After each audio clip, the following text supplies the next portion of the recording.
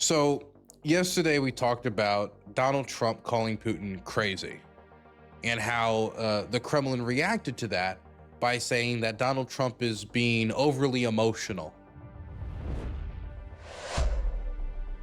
He basically said that, it's Trump's time of the month and, he needs to stop, he needs to, tamper it down. Okay. Stop nagging so much. That at least that was the tone that I read the message from the Kremlin when I was listening to the way that they were phrasing it, and it did seem a little bit how you could say barbed. It was a barbed statement, and mind you, Donald Trump's statement was in reaction to the Russians doing the largest drone attack on Kiev of the war. We're seeing multiple attacks that are killing civilians, sometimes in the dozens on playgrounds. Sometimes it's children having the building collapse in on them on their home. And it's like day after day after day, it's more reports on it. It's getting worse. It's escalating. It's clearly escalating. And for Trump, who promised to end the war in 24 hours after promising to end it before he was even president, it's a pretty bad, and then 100 days, which also fell through. It's a pretty bad look. It's a pretty bad look for somebody who says, hey, no, I trust Putin that he wants peace. I think he wants peace. I think he wants peace.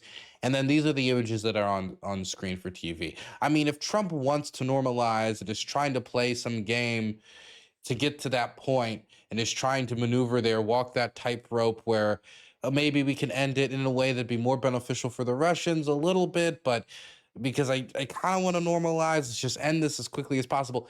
Even if that's his goal, this is not the pathway to do it. It makes him look like he's weak. It makes it look like Putin doesn't respect him. It makes it look like Putin isn't listening to him. It makes it look like he has no control of the situation.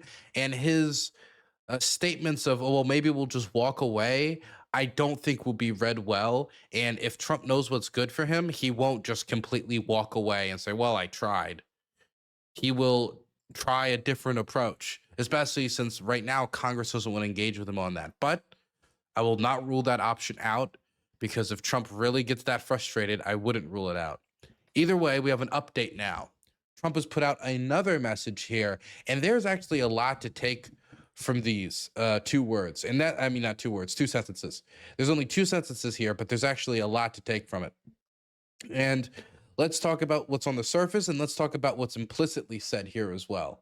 But let's start with what's on the surface. Let's read it. What Vladimir Putin doesn't realize is that if it weren't for me, lots of really bad things would have already happened to Russia. And I mean really bad. Caps lock on the really and bad. He's playing with fire. Okay, so the surface level analysis of this, that is most of the analysis I'm seeing of this, is, oh my goodness, he's angry with Putin. This is the first time I've seen Donald Trump critique Vladimir Putin, critique the Russian government, and not chase it down with critiques of Zelensky. Something along the lines of, man, really bad timing for an airstrike on that hospital. Really uncouth of you, Vladimir. Vladimir, please stop.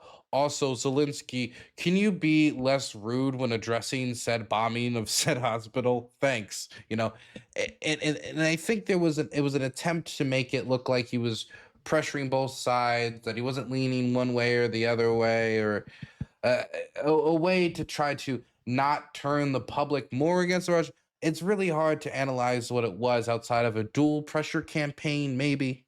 Either way, it seemed like every single time he would critique the Russians for anything, he had to pad it with both sidesism.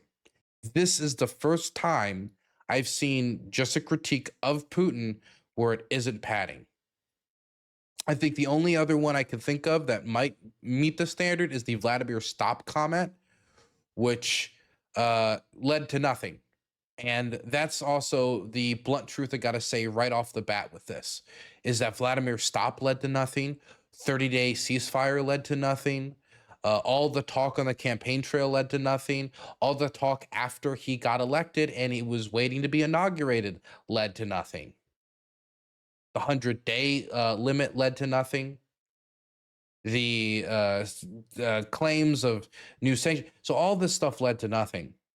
And the Vladimir stop led to nothing. So this being one of the few instances where he's purely critiquing the Russians is an indication that he wants to put some more, at least public pressure on the Russians for a combination maybe of public appearances and to try to get them to do something to throw him a bone here.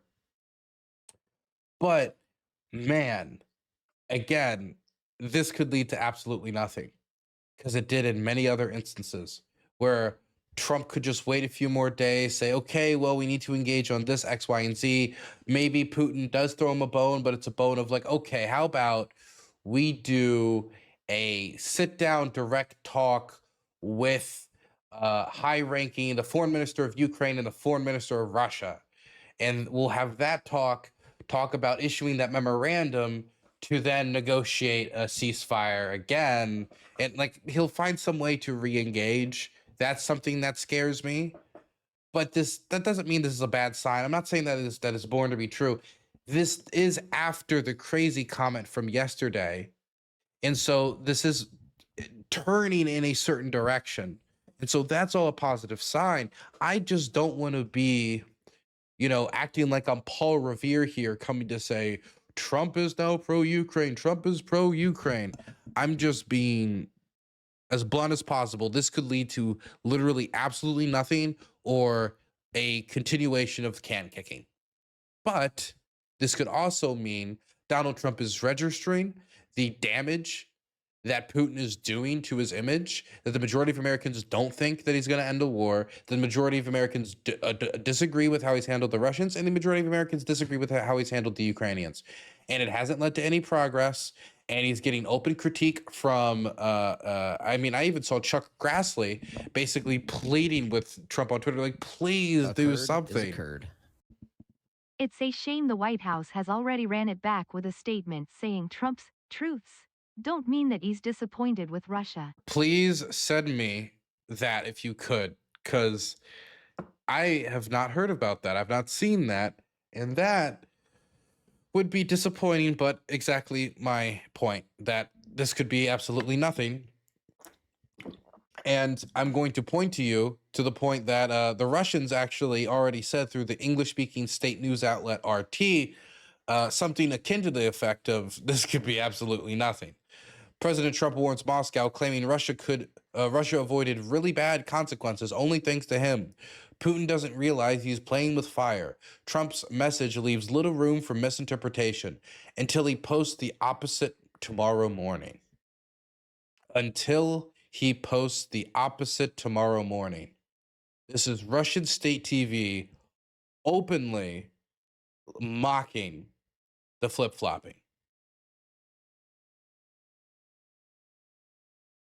So I do need to talk about the subcontext here, though. In the subcontext, the subtext here is a little admission from Trump.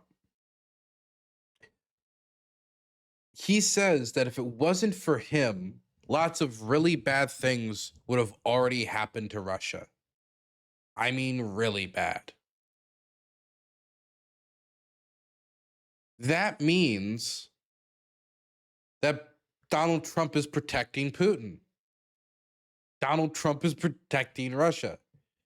That if it wasn't for Donald Trump, if it was somebody else in this position, if it was Harris, if it was still Biden, if it was Senator Thune, Mike Johnson, Ron DeSantis, if it was somebody else, then there would have been more consequences. Bad things, really bad things would have happened to Russia, whether that's economic consequences, and he's talking about secondary sanctions, which is something he talked about on the campaign trail. That was something he introduced on the campaign trail into the conversation. Whether he's talking about more military aid or probably from his perspective, more weapons sales to Ukraine. I don't know. But he's saying he's protecting him.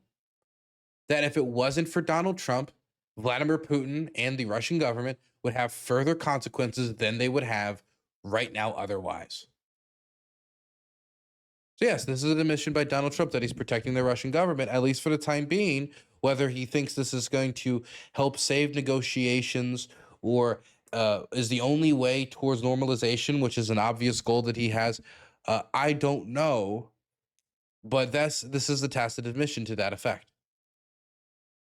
And I honestly think the open admission of the president of that is a bigger story than any more anger towards Putin, especially if what we're hearing from chat about what the White House walked back is true. If we get a link on that from C. Roy, I would appreciate it. And let me just be clear. The Russians are not maneuvering towards continued negotiations seriously. In response to the massive air attacks that are going on right now, we're not getting a consequence for the Russians. We're not getting the Russians readjusting their position to, well, maybe we'll stop or we'll cease this for a negotiated period. What we're getting instead is, hey guys, we need to have a UN meeting over Europe's threat to Russia while they're bombing Ukraine brutally, killing a lot of civilians in the process. That isn't the dialogue of a government that's interested in peace. If you listen to Vladimir Putin right now, the dialogue that he's pumping out, and I'm listening to him, I'm reading the translations. He's talking about, oh well, this wouldn't have happened if the Ukrainians didn't bomb the Donbass, XYZ, and they're the ones that started it. They haven't backed off of their maximalist demands in any manner. And so continuing to engage with negotiations where the person just continues to just stay where they are and not budge, it's a fool's errand. You're going to a car dealership with the idea of like, look, okay, we can only pay up to $25,000. And you go up to the guy and you say, look, we got to get this down to $20,000. And he says, okay, 35. And you say, okay, I can do 22. Okay, 35. You say, okay, I can do 23.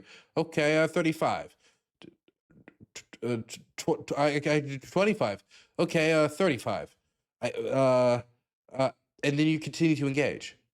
There's no budging. There's no movement. There's nothing that can come to a mutual understanding at this moment. That's not to say they can't change in the future. That's not to say in 4 to 8 months after failed Russian offensives, the Russians couldn't reassess this position and then negotiations could succeed at that point, and then Trump can pretend to be the great peacemaker. But at this point, it's not succeeding, and continuing to engage with these negotiations as if they have a chance of success without the predominant thought in your mind that these are almost certain to fail and we need to prepare or already be prepared for that outcome, means that I think when this summer offensive starts, America's going to be completely off the battlefield with their hands in their pockets, with the only contributions to Ukraine being stuff that was approved by the Biden administration.